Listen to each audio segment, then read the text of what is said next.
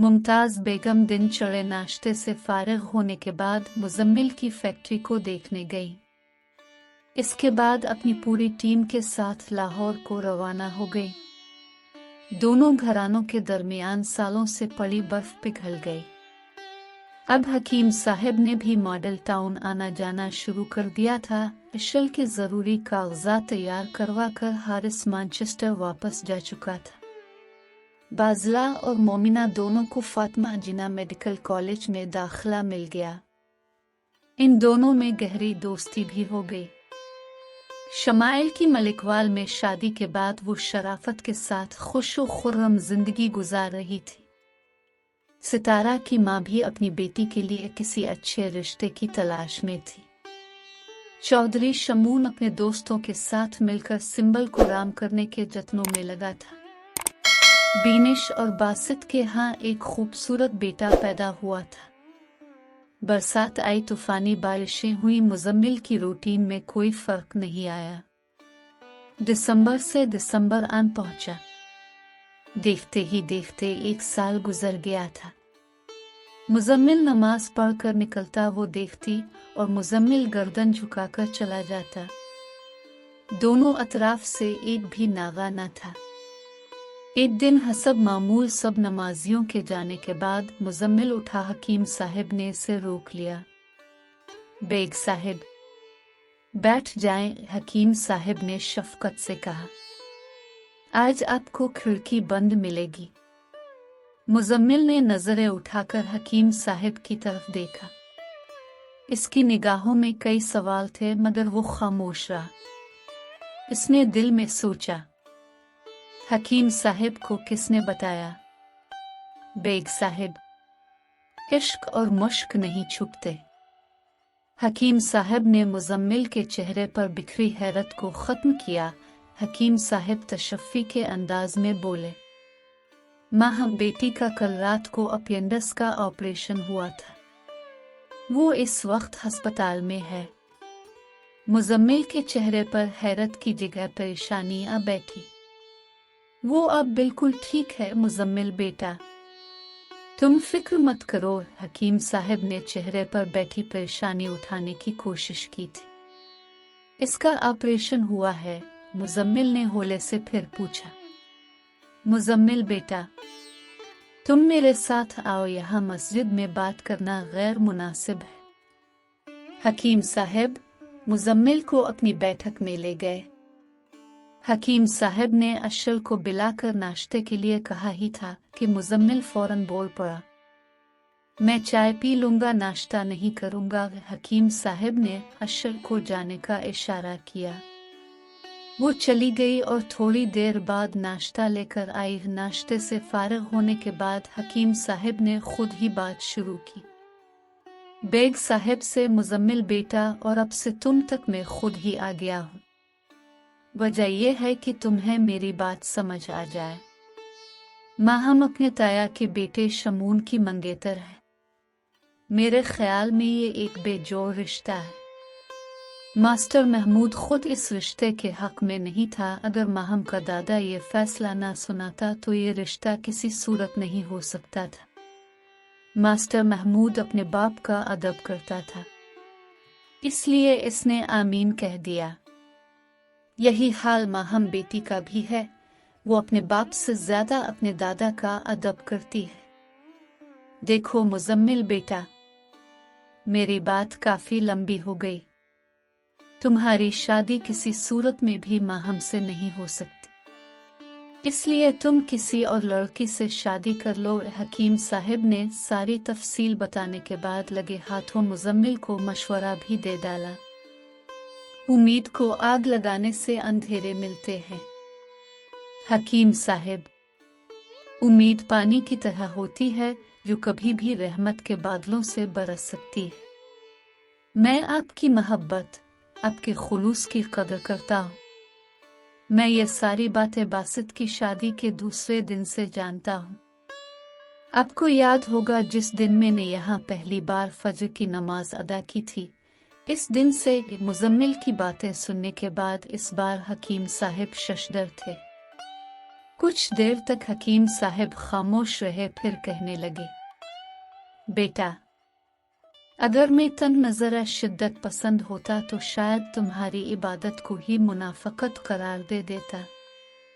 फिर पूछता, तुम लाहौर से यहाँ नमाज पढ़ने आते हो या इसे देखने के लिए?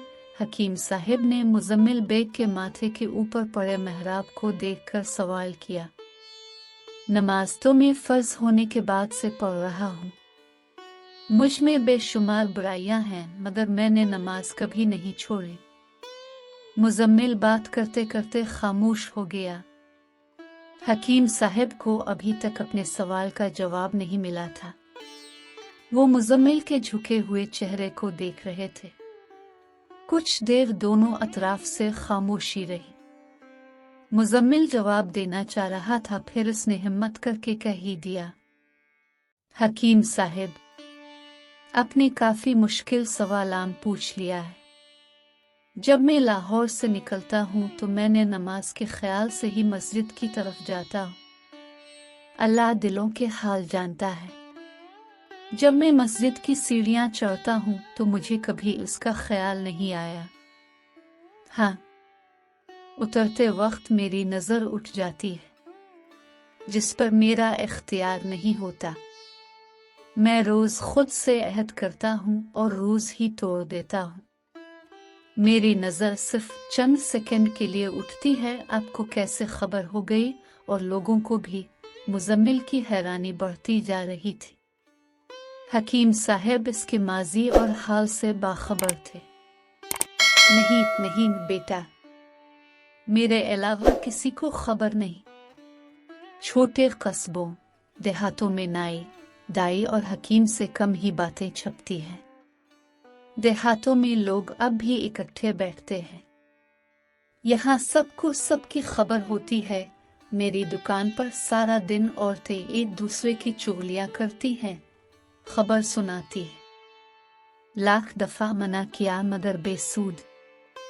मुजम्मिल बेटा, अच्छी बातें खुशबू की तरह फैलती हैं और बारी बदबू की तरह फैलती दोनों हैं बेटा। बड़ी बात कहना आसान है, अमल करना मुश्किल, बल्कि बहुत ही मुश्किल। क्या कहा था तुमने? उम्मीद पानी की तरह होती है जो कभी भी रहमत के बादलों से बरस सकती है। तुम्हारी मुंह से बड़ी बात सुनकर अच्छा लगा। अब मेरी भी एक बात याद रखो, आम और इश्क जल कर ही पकता है। हकीम साहब ने तफसील से समझाया था, जो कि मुजम्मिल के मिजाज के बरक्स था। उसने कुछ खफगी से कहा, हकीम साहब, ना तो मैं आपका मुरीद हूँ और ना ही मरीज। मैं तो बिजनेसमैन हूँ। ये इश्क और शक पर मेरा तो यकीन नहीं है। मेरे पेरेंट्स भी एक दूसरे से इश्क करते थे। मैं इन दोनों के इश्क की राख हूँ। उम्मीद की बात करते हो और खुद को राख भी कहते हो। बेटा, अगर कहना ही है तो राख की बजाय खाक कह लो। राख में मायूसी है और खाक में आजिज़ी। इश्क आजिज़ी के रास्ते का ही मुसाफिर है। इस बार हकीम साहब ने कदरे शिगुफ्तगी से समझाया। हकीम साहब की नरमी और अच्छे अखलाक ने मुजम्मिल पर गहरा असर छोड़ा था। हकीम साहब, पता नहीं क्यों दादों के बाद मेरा दिल चाह रहा है कि आपसे सब कुछ कह दूं जो मेरे दिल में है। मुजम्मिल को कुछ अपनाइट का एहसास हुआ था हकीम साहब की वजह से। हकीम साहब के चेहरे पर मुस्कुराहट उमड़ आई। तुम कह सकते हो, मैं तुम्हारा अपना हूं, कोई गैर नहीं। इसलिए मैंने तुम्हें बेग साहब की बजाय बेटा कहा था। तुम सब कुछ कह दो, मैं सुन रहा हूं। मुझे नफरत है, ये शदीद नफरत अपने पेरेंट्स से। वो दोनों अपनी अपनी जिंदगियों में खुश हैं। अगर मेरी दादी ना होती तो मुजम्मिल की आंखें सुर्ख हो गई और उसकी रगें तन गई। इनके होने ना होने से नो प्रॉफिट नो लॉस। हकीम साहब ने मुजम्मिल को एक गिलास पानी दिया। ये पी लो मुजम्मिल बेटा। मुजम्मिल ने गटागट सारा पानी पी लिया। कितने सेल्फिश थे वो दोनों। मुजम्मिल बेटा, तुम वाकई अच्छे बिजनेसमैन हो। रिश्ते फायदे और नुकसान से मावरा होते हैं। तुम रिश्तों को भी फायदे और नुकसान की तरह देख रहे हो। माहम की सोच तुमसे मुख्तलिफ है। कल दोपहर को मरियम बहन आई थी मेरे पास। माहम के पेट में दर्द था। मैं घर चला गया। मैंने मरियम बहन से कहा आप नीम गर्म पानी लेकर आएं। वो पानी लेने चली गई। मैंने माहम से पूछा, बेटी कहो तो मैं तुम्हारी ताया से बात करूं कि वो शमून की दूसरी जगह शादी कर दे और तुम्हारी इस लड़के से। मेरी बात सुनकर माहम के माथे पर पसीना आ गया था। वो गर्दन झुकाए खामोश बैठी थी। मेरी बच्ची, मैं तुम्हारी शराफत और पाक दामनी की गवाही देता हूँ तुम्हारी ही सामने। माहम बेटी, जो भी तुम्हारी दिल में है साफ साफ कह दो और मैं तुम्हारा साथ दूंगा। हकीम चाचा, मोहब्बत की छुरी से इश्क का गला नहीं काटा जा सकता। पता नहीं ये क्या है। मुझे उससे देखना अच्छा लगता है। मुझे इसका इंतजार भी रहता है। जब वो मस्जिद में दाखिल होता है मैं तब भी इसे देख रही होती हूँ, मगर उसने कभी नजर नहीं उठाए। मैं खिड़की में खड़े रहकर नमाज खत्म होने का इंतजार करती रहती हूँ। जब वो बाहर आता है सिर्फ आकर नजर वो मुझे देखता है, इसके बाद नजरें झुकाकर चला जाता है। मैंने खुद ही अपनी इस बेवकूफ़ी को मोहब्बत का नाम दे दिया है। भाई साहब, ये ले नीम गर्म पानी। वो अपनी माँ की आवाज़ पर खामोश हो गई थी। मैं आपके लिए चाय लेकर आती हूँ, मरियम बहन ने जाते हुए कहा था। माहम गर्दन झुकाए बैठी रही। माहम बेटी, तुम मुझे अपना बाप समझकर बात कर सकती हो। हकीम चचा, मैं आपको अबू की जगह ही समझती हूँ, इसीलिए वो बात कह रही हूँ जो मैंने उम्मी से भी नहीं कही। मुझे मुजम्मिल से मोहब्बत है, मगर अपने माँ बाप से इश्क है। सबसे बड़े आशिक तो माँ बाप ही होते हैं, जो अपनी औलाद की खातिर हंसते मुस्कुराते सारी तकालीफ सह जाते हैं। वालिदैन से बड़ा आशिक तो कोई हो ही नहीं सकता। माहम बेटी, ये इश्क है क्या? मैं माहम को समझना चाहता था। हकीम चचा, इश्क के बारे में क्या कह सकती हूँ? मेरी राय है इश्क तो सिर्फ माँ बाप करते हैं अपने बच्चों से। अल्लाह मियाँ जब औलाद की नेमत देता है तो साथ ही वालिदैन के सीनों पर इश्क का नुज़ूल भी हो जाता है। इश्क अताई है और मोहब्बत हिक्मी। अल्लाह मियाँ वालिदैन को औलाद से मोहब्बत का हुक्म नहीं देता, क्योंकि वो तो अता कर चुका होता है। हाँ, औलाद को मोहब्बत का हुक्म ज़रूर देता है। मैं हुक्म मानने वालों में से हूँ। माहम बेटी, ऐसे वालिदैन भी हैं जो अपने बच्चों से इश्क नहीं करते। हकीम चचा, मैंने तो आज तक ऐसे वालिदैन नहीं देखे। माहम बेटी, तुम्हारी ना देखने से हकीकत तो नहीं बदल सकती। ऐसे वालिदैन भी हैं, उनमें से चंद एक को मैं भी जानता हूँ। भाई साहब, आपकी चाय।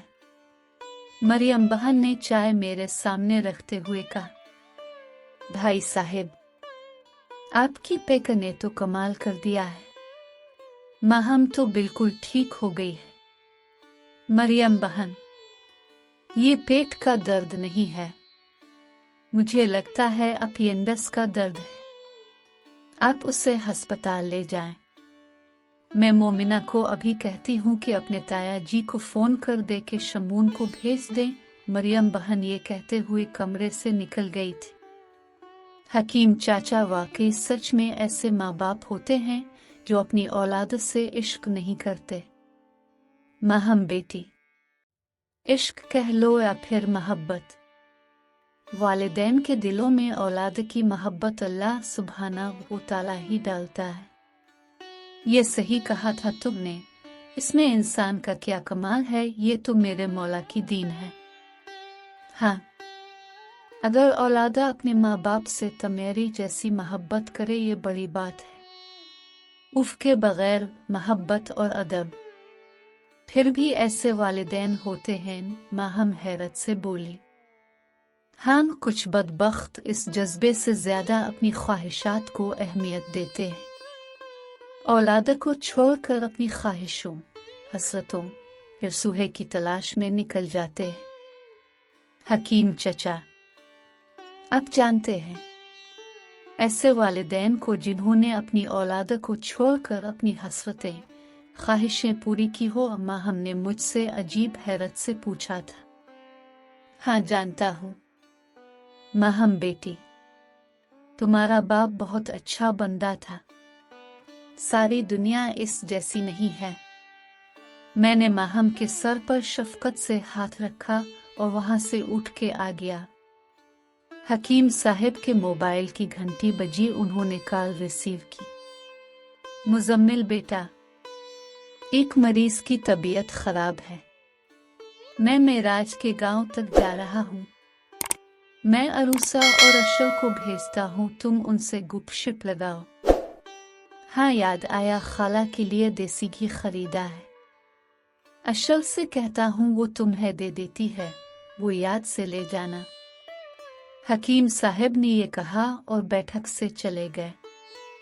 थोड़ी देर बाद अशल अरूसा की व्हील चेयर को धक्का लगाती हुई बैठक में दाखिल हुई। घी का डब्बा अरूसा की गोद में था। मुजम्मिल थोड़ी देर अरूसा से बातें करता रहा। अशल से इसने सिर्फ इतना पूछा, तुम मैनचेस्टर कब जा रही हो? फिर उसने इजाजत ली और बैठक से निकल आया। बाहर सर्दी भी थी और धुंध भी। मुजम्मिल ने मस्जिद की सीढ़ियों के पास से गुजरते हुए गर्दन उठाकर खिड़की की तरफ देखा जो बंद थी। देसी घी का डब्बा इसके बाईं हाथ में था। माहम की खिड़की बंद होने की वजह से आज मुजम्मिल की आंखें बेनूर थीं। वो फैक्ट्री जाने की बजाय लाहौर वापस चला गया था।